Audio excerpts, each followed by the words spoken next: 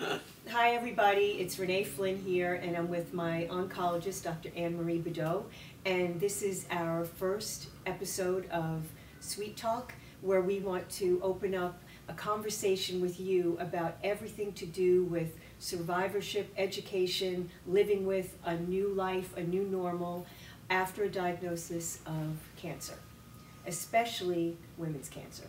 So our first guest is the amazing and wonderful Arden Moulton, who is the program coordinator of Woman to Woman and social worker. So it's big stuff here. We're going to get lots of information. So tell us a little bit about what your day's like. When you get into the office, you get hit with what? A lineup of cancer patients? Well, my day is geared around a schedule of what patients are there for treatment and who is newly diagnosed on the floor. Our volunteers who are survivors see women who are newly diagnosed and in treatment for gynecologic cancers. Oh. So I look at our census and I talk to our other social worker and we determine which women would be appropriate for referrals. Then I meet my volunteers. Every day is different. So for the most part, you work at Mount Sinai. Mount Sinai Medical Center. So when the patients come in, they're newly diagnosed. They've Yes. just found out that Most they of the have time. some Yes. form of gynecological cancer. Mm-hmm. And you're sort of on the forefront there to give them education, Yes. because you know, you see it every day, and I certainly know from experience, you sort of get this diagnosis and you're like, okay, now what? Exactly. Brochures, booklets, websites, and you have volunteers that actually have gone through it to help the women go through the process. Exactly. Our wonderful social worker, Brooke Pennypacker, meets women first to see whether they're interested in a referral to woman. We give them a while to recover. It takes a while to recover. It's usually a rather major surgery. And then she goes in and meets with women and offers the program to them. And then I go to meet them to figure out who would be a good mentor for them. We match women by demographics, diagnosis, and actually I ask women, who would you like to serve as a mentor for you? Right. So after about 4 or 5 days, we do that, and then the volunteer comes in. I try to have them meet face to face. It's important to me, and for the patient. And then the survivor volunteer, follows them through How treatment. many women say yes or no? Does everyone say yes? Almost everybody says They do. yes. We determine ahead of time. We also have to be sure that the volunteers who are survivors themselves Right. are able to interact in an appropriate way with Are they the trained, patient. or are They're they trained. They're very extensively trained. They're trained. They have a 12-hour training before they're screened first very carefully by their doctor and by me. Then they're trained. We have ongoing training monthly meetings with ongoing training. Wow. We have speakers, and we talk about last month we talked about resilience, which is a very important issue for women. And I also meet with them individually to be sure they're processing things in a way that is appropriate for them and not Right. disturbing for them. Right, It's right. hard work. What do you mean by resilience exactly? Like just Resilience in how you cope. What coping is, Bouncing you're back in a from- crisis.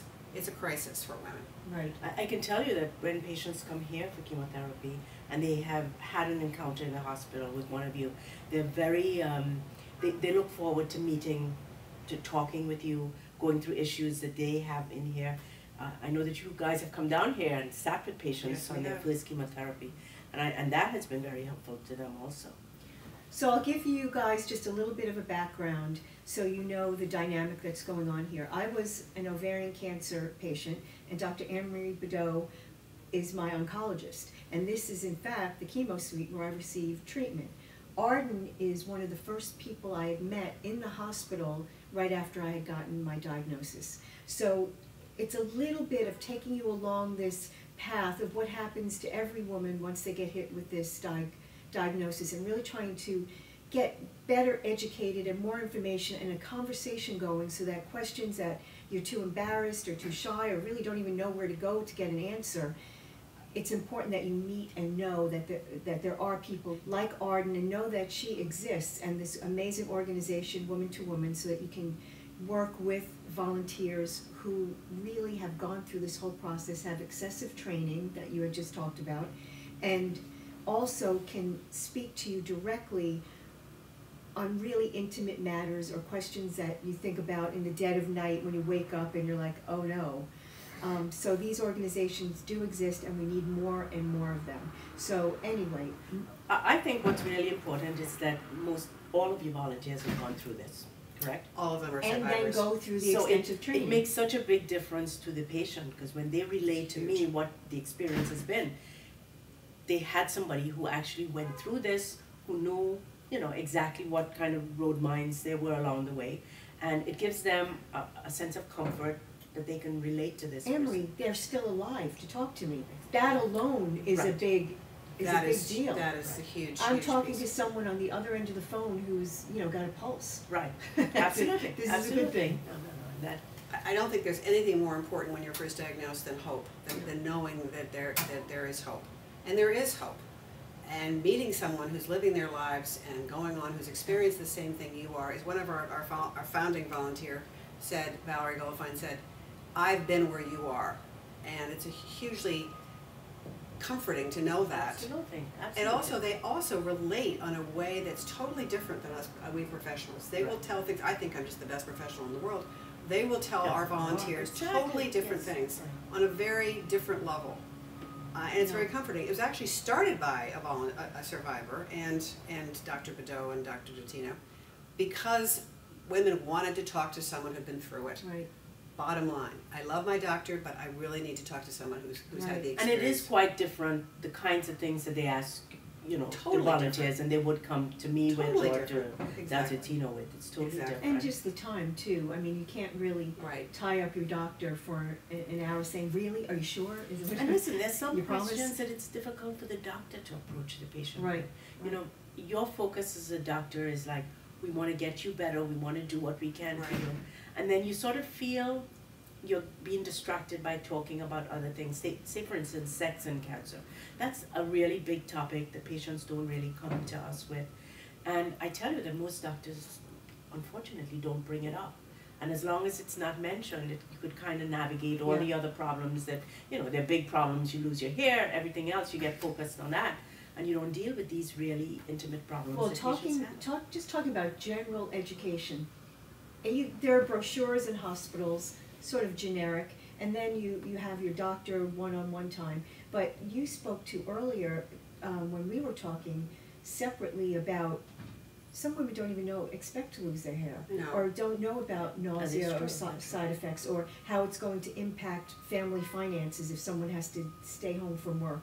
I mean, there's that whole piece. How do you find the education piece of this whole experience? Do you think it's seriously lacking? I mean, I go on the internet, and that's not a good place to go. Do not go on the internet. A lot of the information is old and inaccurate. Right. It's important to have the healthcare professionals provide you with education. Each woman is different. Each woman's going to get a different protocol. And they have a chemotherapy different cancer. They have a you know. different cancer. Each situation is different.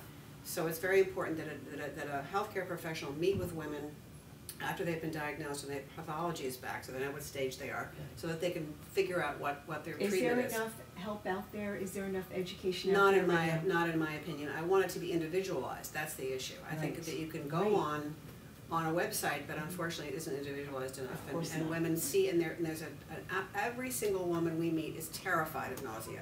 And they're looking at an old chemotherapy Right. paradigm Exactly. that does not understand that you do not have to have this intractable We've nausea. come a long way. We've come a come long way with way. drugs, with so many Exactly. things, and the old vision that people have is a woman sitting over It's a Deborah basin. Winger and yeah, Shirley exactly. MacLaine. Right, It's that exactly. one. That movie gets puking your yanked brains over. out. Netflix, it's gotta go. That Right. is not real anymore. I think it's that's not, I you know. see very few Right. women that have that Right. have serious. It happens nausea. occasionally, but even when it happens, then It's you know what treatable. to do the next time that you'll Exactly. prevent it. No, Exactly. I worked through the entire Right. chemo, and I wigged it, so Right. I didn't Most even women, tell a them. lot of women want to know what to expect in terms of their lifestyle. How is my life going to change? Right. Can I still work?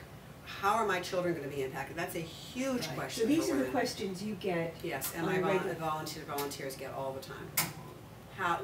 How is this going to affect my relationship with my husband? How is this does it? What It do you have affects any odds it on- in a very, in general, you can't help but affect it. It's a major change in your life. It's a What if there are major any crisis. statistics on like divorce rates or Didn't you say in the chemo suite, this chemo suite, someone was Someone was served with divorce papers in the chemo suite. in a In freaking the chemo suite, in one of these chairs. Jeez. There was a knock on the door, and the man came in, Oh, and no. said, Oh, Mrs. So-and-so, No. I've served you these papers, and it was devastating. It was a whole story in itself. And Talk about mood swings. Maybe she was a bit, I don't know. but that happens. Geez, that's- you know, things that's happen, cool. and In my experience, I have really only heard a lot of wonderful stories about partners. Support and Partners usually they have to adjust. Their lives change Yeah. irreversibly. But Everyone's partners lives are- change. I think are the neglected entity in this whole Absolutely. Right. process. And we have a program for partners. I don't Yeah, tell us find a about that. lot That's of a great men program, I think. accessing it because we actually did a pilot study with about 7 men whose wives had been diagnosed with in particular ovarian cancer, and asked them what they would have liked to have seen in a support program. Every one of them said, absolutely no support group, I don't have time, I don't talk about my feelings, I just don't want to do that. They all asked for information, so we created a guide for men. Women don't understand their bodies, men really don't know what's going on down there. So they needed a guide to help A them. roadmap. A roadmap. We had pictures. they should And- probably get that at like 15 or something. Seriously. And then we offer them support through the social worker. No, very few men have taken us up on that. And it's also for all partners. There are issues for every relationship. It's a whole family issue. Right. And as I said before, children are a huge concern, especially for, of course, younger women. And it's very reassuring for a woman. We're just dealing with a wonderful woman who's a patient of Dr. Beddoe's, whose absolutely first concern is for her teenage sons. The minute you bring it up, she starts to cry. It happens all the time with women. This is their first concern. How do I deal with this? Right. What do I say? What do I tell them? Well, I guess the first thing that Dr. Beddoe, I hear you talking about it all the time, is just, you know, it's a disease that you live with, and that it's not the death sentence, and that the family sometimes, you know, it really gives you an opportunity to prioritize and really, like, no one, certainly the American culture doesn't deal with the life expectancy ending. We know that we're here temporarily, and I don't think that really registers on a day-to-day basis that, you know, embracing life and making choices, knowing that you're here for a short amount of time. So one of the things that I have noticed is in this chemo suite we can invite, you know, guests. So you can come with 1 or 2 visitors, and a lot of men don't take advantage of the opportunity. They may come for a, you know, 10-15 minutes, settle their Oh, wife it's a in, hen house and in then there. it is, I know, and a lot goes on, and you don't really want to be the only man, but some men stick it out. Yeah, no, they do. And I think those who have stayed, they kind of like it, you know, they like it. They go out and get bagels and use the bathroom a lot, I noticed. That's the men. true. But a lot of talk goes on, and I think I'm like the fly on the wall. I don't delve too deeply into the conversations. But a lot of talk goes on, and I hear the kinds of issues that women have, but they never present it to us, and that's why I think the women-to-women group is so good. It's very, very hard to get men to talk about their issues. And I think they feel disloyal. I think they don't even know what their issues are in the beginning. I They're agree. terrified. And the other piece that's so important to remember is that I think a lot of partners in general feel like they should fix it. Right. Yes. I want to be yes, able to that's fix true. Well, people have a Why lot of can't I? control, and this really makes you lose your Exactly, control. exactly. You have no control when you're going through this. And it's terrifying. Yeah, It's it is terrifying. It gets better as time goes on, because I think you can feel you've made a difference in other ways, and you can control some of it. Right. It's just in the beginning, it's really very scary. And men have said to me, partners have said to me, it's not about me. It should be about her. And I always try to say it's about you as a group, as a It's an partnership. entity, yes, it is. Family also. And it doesn't matter whether you have heterosexual couples Doesn't matter. or Doesn't matter. it makes no difference. No. We have, you know, partners here, Absolutely. women, and they it's the same kind of It's the same issue. issue. You face the same issues. It's, Yep. And I think you do in your relationships in general. right. You want to take care of each other. And when you're faced with this kind of a crisis,